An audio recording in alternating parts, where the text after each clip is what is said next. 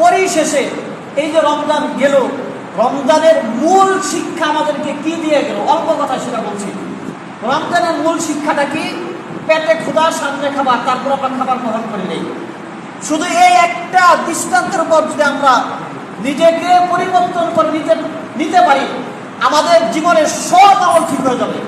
যে আমার চাহিদা আছে, প্রয়োজন আছে, অবৈধভাবে টাকা উপার্জন করার সুযোগ আছে, অন্যায় করার সুযোগ আছে, আমি এই সুযোগটাকে নেব না। যেমন পেটে ক্ষুধা থাকার পরে, সামনে খাবার থাকার পরে আমি খাই না, বোঝানো শুরু করি না।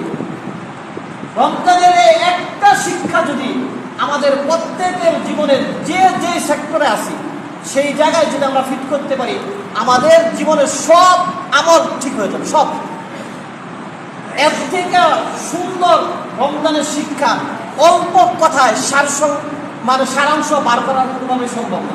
ইফতারের মুহূর্তটা সারাদিন রোজা রাখার পরে শেষের কয়েকদিন কি পরিমাণ কষ্টটা হয়েছে পানিটা দেখার পরে, কিন্তু আমরা কেউ কি 5 মিনিট আগে বা 2 মিনিট আগে পানিটা খাইনি। খাওয়ার আগে বারবার চিন্তা করছি মসজিদ থেকে ইমাম সাহেব আজান দেয় কিনা, মুয়াজ্জিন আজান দেয় কিনা, সময়টা হয়েছে কিনা, বারবার লক্ষ্য করছি। এর উপরে চিন্তা করছি যে আজান 2 মিনিট পরে এই করি, আগে যাতে না হয়। জীবনের প্রতিটা ধাপে এরকম চিন্তাটা করতে হবে। প্রয়োজন তো থাকবেই, প্রয়োজন কার নাই?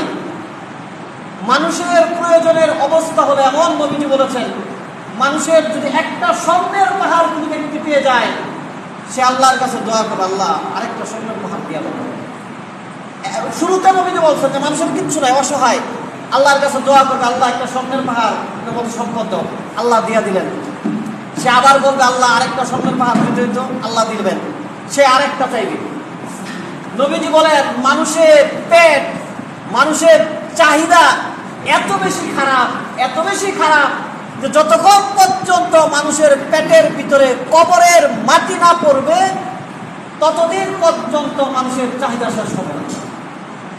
আমাদের চাহিদা থাকবেই, প্রয়োজন থাকবেই।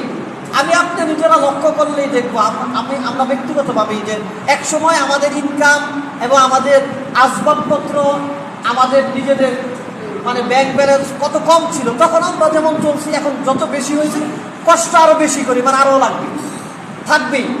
কিন্তু আমরা গুনার মতো জানানো যাবে না।